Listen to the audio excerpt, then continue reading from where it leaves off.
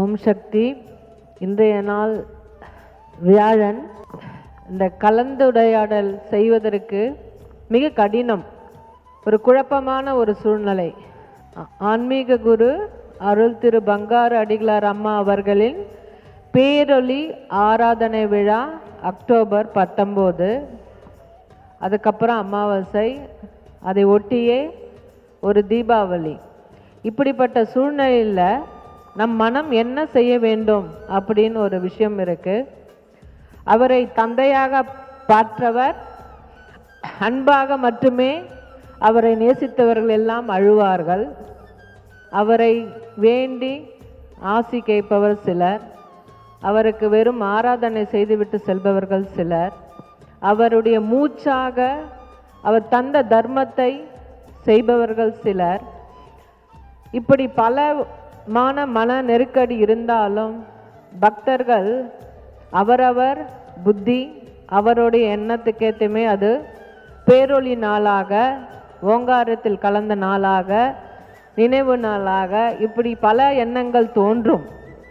ஆனால் நீங்கள் எதை செய்தாலும் அதில் நீங்கள் உணர வேண்டியது, அவர் எப்படி பண்ண தாக்கத்தை உங்கள் மனதில் நிலைநிறுத்தி சென்று விட்டார் என்று உணர வேண்டும். எப்பொழுதுமே ஒரு விழா பண்டிகை என்றால் வாழ்த்து மட்டுமே இருக்க வேண்டும் என்பது அம்மாவுடைய ஆசை. அம்மா விட்டு சென்ற கடமை அதிகம். படாத பாடுபட்டு இந்த கலியுகத்தில் அவஸ்தைப்படும் ஆன்மாக்களுக்கு எப்படியாவது கரை சேர்க்க வேண்டும், அவரை கொண்டு தர்மத்தை நிலைநிறுத்த வேண்டும் என்பதே அம்மானுடைய வேர்வை. அவருடைய 52 ஆண்டுகள் அத்தனை உழைப்பு. விதை அதிகமா பயிர் அதிகமா? உங்களுடைய விதை, நெல் விதை அதிகமாக இருக்குமா, இல்லை நெற்மணிகள் அதிகமாக இருக்குமா? நிறைய 140 கோடி பேர் நெற்மணிகளாகவும் பதராகவும் இருப்பாங்க. அவங்கள பற்றிலாம் நம்ம கிடையாது. நம்ம இருக்கிற காலபட்சத்தில் நம் விதைகளாக இருக்க வேண்டும். இந்த ஆன்மீகத்தை அழியாமல் பாற்றிக்கொள்ள வேண்டும், தர்மத்தை பாற்றிக்கொள்ள வேண்டும், தெய்வத்தில் நம்பிக்கையில் வாழ வேண்டும் என்று இங்கு அமர்ந்து குரு பக்தியை விழாதோடும் நிரூபிக்கும் அந்த குரு சீடர்களுக்கு பாராட்டு. இது ரொம்ப ஒரு பெரிய நல்ல விஷயம். அதனால் உங்களுக்கு தான் பாராட்டு, கைத்தட்டலும். அன்னையின் அருள்வாக்கு. கற்பூரமும் விறகு கட்டையும் ஆண்டவனுக்கு கற்பூரம் காட்டுகிறோம், அந்த கற்பூரம் எரிந்து போய் விடுகிறது, மிச்சம் மீதி எதுவும் இல்லை. ஆனால் விறகு இருக்கிறதே, அந்த விறகை அடுப்பிலே வைத்து எரித்தால் பல பொருள்களை வேக வைக்க பயன்படுகிறது. எரிந்து போன பின் மிச்ச மீதி உள்ள கறி, அதன் பிறகும் பல வகையில் பயன்படுத்தப்படுகிறது. இந்த இரண்டில் நாம் எதை போல இருக்க வேண்டும் சொல்லுங்கள்? கற்பூரம் போலவா, இல்லை அடுப்பு கறி போலவா? கற்பூரம் எரிவது போல நீங்கள் சுயநலத்துடன் வாழ விரும்பாதீர்கள். அடுப்பு கறி போல வாழுங்கள். நீங்கள் வாழும்போது மற்றவருக்காக வாழ வேண்டும். விறகு கறி போல பின்னாலும் பல பயன்களுக்கு தங்களை அர்ப்பணித்துக் கொள்ள வேண்டும். யாரெல்லாம் தினம் 1 கிலோ சர்க்கரை சாப்பிடுவீங்க காஃபி டீயில் போட்டு? இதெல்லாம் அம்மா சொல்கிறாங்க.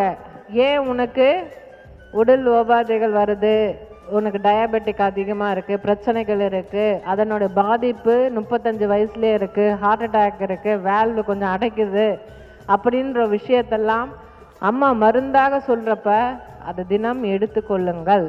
இயற்கை தந்த இந்த காய்கனிகளை பற்றி அதனுடைய ஒரு நல்ல ஒரு அரும் சுவையையும் அதன் தருகின்ற மருத்துவத்தையும் பற்றி தெரிகிறதா மேல்மருவத்தூர் அன்னை ஆதிபராசக்தியோட அருள்வாக்கு. அடுத்த பக்குவ நிலை பார்த்தீங்கன்னா, தேடி தேடி சின்ன சின்ன வேப்பிலை, துளசி, அருகம்புல், இந்த மாதிரி நெல்லிக்காய் பற்றிய விஷயங்கள் தேடி அதை உங்கள் பேரம்பேத்திக்கு கொடுத்தீங்கன்னா நல்லது. என்னுடைய பேரம்பேத்தி ரொம்ப ஹைஃபை இன்டர்நேஷ்னல் ஸ்கூலில் படிக்கிறாங்க. அவங்கெல்லாம் காய்கறியே பிடிக்காது. குறிப்பாக கிராமத்தில் வர காய்கறி, நாட்டு காய்னா எங்களுக்கு ஆகாது. இப்படின்றவங்கெல்லாம் தயாராக இருங்க. இப்போ சமீப காலமாக நம்ம கேள்விப்படுற ஒரு விஷயம் என்னன்னா, அடிக்கடி ஏதோ தெரிந்த நபருக்கோ நண்பருக்கோ நம்ம கேள்விப்படுற ஒரு விஷயம் புற்றுநோய். அதுவும் குறிப்பாக மார்பக புற்றுநோய், கர்ப்பப்பை புற்றுநோய், ஆண்களுக்கு புற்றுநோய், அந்த குழந்தைகளுக்கு புற்றுநோய். இதனுடைய வலியை நீங்கள் போய் கேன்சர் ஹாஸ்பிட்டலில் பார்த்தா தெரியும். அதனால் அம்மா ஒரு வார்னிங் கொடுத்தாங்க. நான் சொல்லிகிட்டே இருக்கேன், விளையாட்டுத்தனமாக இருக்காதீங்க. வீட்டுக்கு ஒரு புற்றுநோய் உள்ளவர்கள் வருவாங்கன்னு அம்மா வார்னிங் பண்ணாங்க. ஏன் வராங்கன்னு சொல்கிறதுக்கு காரணம் அதிக செல்ஃபோன், அதிக ஸ்ட்ரெஸ், அதிக இனிப்பு, உடற்பயிற்சியே இல்லாத வாழ்க்கை, இதெல்லாம் சீக்கிரமாக புற்றுநோயை தரும் என்றது அம்மாவுடைய எச்சரிக்கை. ஒரு குழந்தையா இருக்கும்போதே இயற்கைக்கான ஒரு ஆரோக்கியமான உணவை தரும்போது, அது வளர்ந்த பிறகு எதிர்ப்பு சக்தி அதிகம் இருக்கும்போது இந்த மாதிரி வைரஸ், கேன்சர் இதில் செல்லு இதெல்லாம் தாக்குவது குறைவாக இருக்கும். இந்த குரு வழிபாடில் பல முறை சொல்லியிருக்கேன், ஒரு 12 மணி நேரம் அந்த செல்ஃபோனை தள்ளி வைக்க முயற்சி செய்யுங்க. ஈவினிங் 6 மணினா மறுநாள் 6 மணி வரைக்குமாவது நீங்கள் அந்த மாதிரி பயிற்சி எடுத்தீங்கன்னா அது சீக்கிரம் வருவதை தடுக்க முடியும் என்பது ஒரு விஷயம். இதை தான் அம்மா சொல்கிறாங்க, கற்பூரம் காட்டுகிறோம், அதுக்கான சுவடே இல்லை. அது மாதிரி நீங்கள் ஆன்மீகத்தில் ஈடுபட்டீங்க, எந்த சுவடும் இல்லாமல், எந்த ஒரு நாணமும் இல்லாமல், அறிவும் இல்லாமல் வாழ்ந்து மறைவது சரியில்லைன்னு அம்மா உங்கள் மேலே ஆசையில் சொல்கிறாங்க. கற்பூரம், என்னை தேடி வந்த ஆன்மாக்கள் ஒரு நாணத்தை பெற வேண்டும், மற்ற அந்த நாணத்தை அழியா சொத்தாக தர்மமாக தர வேண்டும் சொல்கிறாங்க. அதைத்தான் இந்த அருள்வாக்கு சொல்கிறது. வாழ்ந்தீங்கன்னா, நான் எப்பயுமே சொல்வேன், உங்கள் உடல் ஆரோக்கியம் இருந்தால் உங்கள் உடலில் இருக்கிற உறுப்புகளை தானம் செய்ய முடியும். நல்ல ஆரோக்கியத்தில் இருந்தால் அவசரத்துக்கு நீங்கள் ரத்தம் கூட கொடுக்க முடியும். அந்த மாதிரி நீங்கள் அதில் பிபி, சுகர் எல்லாத்தையும் வச்சுக்கிட்டா ரத்தம் கூட கொடுக்க முடியாது. கண்ணுக்கு எதிர்க்கே உதவ முடியாத ஒரு சூழ்நிலை வரும். அதனால தான் அம்மா செவ்வாடை போட்ட உடனே அதில் மௌனமாக இருக்கணும், விரதமாக இருக்கணும், ஆரோக்கியமான உணவை சாப்பிடணும்னு சொல்லியிருக்காங்க. அடுத்தது, விறகை அடுப்பிலே வைத்து எரித்தால் கறிக்கட்டை மிஞ்சும். அந்த கறிக்கட்டை என்ன பயன் தருகிறதுன்னு, சாம்பிராணி போடலாம், கொசுவை விரட்டலாம், இஸ்திரி போடலாம், கார்த்திகை தீபம் சுற்றலாம். கறிக்கட்டை என்பது விளக்கை எரிக்கும் போது படுகின்ற அவஸ்தையோ ஒரு அனுபவத்தை தான் அம்மா சொல்கிறாங்க இங்கே. புரியுதுங்களா? ஒரு கட்டையாக இருக்கும்போது கறிக்கட்டையாக மாறாது. அதை நெருப்பு ஊட்டும் போது அதுக்கு நடக்கக்கூடிய சோதனை விஷயங்கள்லாம் உங்களை பக்குவப்படுத்தி மரக்கட்டையாக ஆயிடணும். அதை தான் அம்மா சொல்கிறாங்க, எந்த ஒரு விஷயம் உன்னை பாதிக்கக்கூடாது. ஒரு வயதுக்கு வந்த பிறகு என்ன ஆகக்கூடாது? வீண் கவலை வேண்டும். ஸோ எதெல்லாம் வீண் கவலை அப்படின்னு சொல்லும் போதும், எதெல்லாம் தேவையற்றதுன்னு அப்படி நினைக்கும் போது ஒரு இருள் நம்மளுக்கு சூழுது. அந்த இருள் எப்படி தெரியுமா? எல்லாருமே இங்கே இருக்கவங்க வாதிப்பீங்க, நான் நல்லவங்க, ஆனால் பொய் சொல்லுவோம். நம்ம நல்லவங்க கோவப்படுவோம், நம்ம நல்லவங்க சபிப்போம், நம்ம நல்லவங்க பொறாமப்படுவோம். இதைத்தான் அம்மா என்ன சொல்கிறாங்க? இருள்னு சொல்கிறாங்க. அந்த இருளை நீக்க வேண்டும் என்றால் தீப ஒளி வேண்டும். அந்த ஒளியை எங்கிருந்து பெற முடியும் என்றால் குருவிடம் மட்டுமிருந்தால் பெற முடியும். நம்மளுடைய சூரிய ஒளி நம்ம எல்லாருக்குமே படும். அத்தகைய நாள் தான் அம்மாவை பேரொளின்னு சொல்கிறோம். அம்மாவை பேரொளின்னா தப்பு செஞ்சவங்க எல்லாத்துக்குமே அம்மா கருணை காட்டுவாங்க, வழி நடத்துவாங்கன்னு சொல்கிறோம். ஏன்னா அம்மா திருவுரமாக இருந்து ஒரு நல்ல விஷயங்கள் சொல்லும்போது, அருவுரமாக இருக்கும்போது பேரொளி ஆற்றலாக இருக்கும் பட்சத்தில் நீங்கள் தான் அகல் விளக்குகால அம்மாவிடம் ஆண்மை ஒளி பெற வேண்டும். ஸோ எல்லாருக்குமே அம்மா செய்வாங்க, ஆனால் எனக்கு செய்யணும், எனக்கு அமைதியை கொடுக்கணும், நிம்மதியை சேர்க்கணும், ஆன்மீகத்தை வளர்க்கணும்னா இந்த மாதிரி வியாழன் வழிபாடு, குறிப்பிட்ட நாட்களில் மந்திரங்கள், அருள்வாக்குகள் படிக்க தான் உங்கள் மனசு பக்குவம் அடையும். இதைத்தான் அம்மா என்ன சொல்கிறாங்க? கற்பூரம் எரிவது போல் நீங்கள் சுயநலத்துடன் வாழ விரும்பாதீர்கள், அடுப்பு கரிய போல வாழுங்கள். நீங்கள் வாழும்போது மற்றவர்களுக்காக வாழ வேண்டும். விறகு கறி போல் பின்னாலும் பல பயன்களுக்கு தங்களை அர்ப்பணித்து கொள்ள வேண்டும். அதனால தான் நான் சொல்கிறேன், இன்னைக்கு ரொம்ப பாராட்டணும்.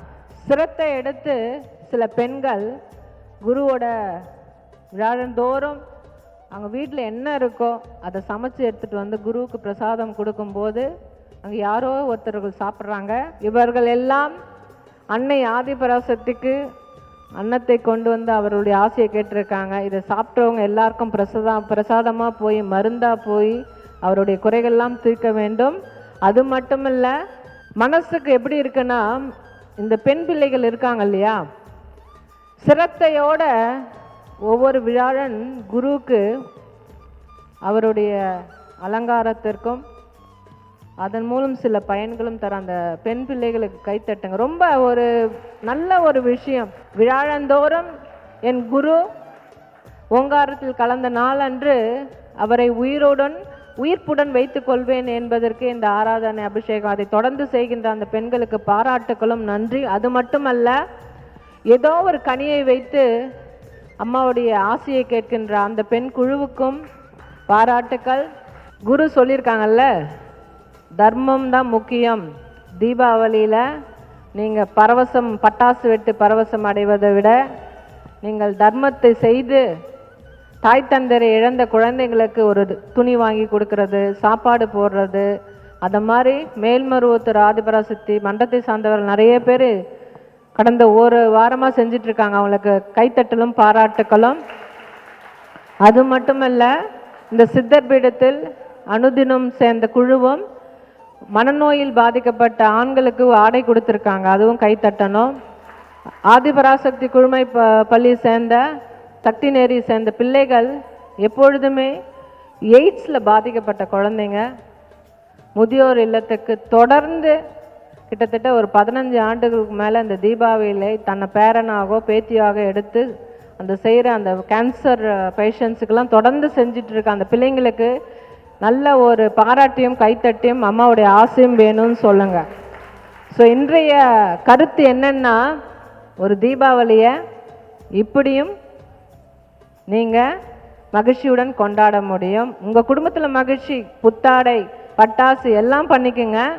ஆனால் அதை கொண்டு போய் ஏங்கிக்கிட்டு இருக்க ஒரு துணி கிடைக்காதா, நல்ல நாள் அதுமா வந்து நம்மளை யாரும் பார்க்க மாட்டாங்களா, ஏங்கி இருக்க முதியோர் இல்லம், நோயாளிகள், பிள்ளைகள், ஆதரவற்ற பிள்ளைகள், இவங்களெல்லாம் பார்த்து உங்களால் முடிஞ்சதை கொடுங்க.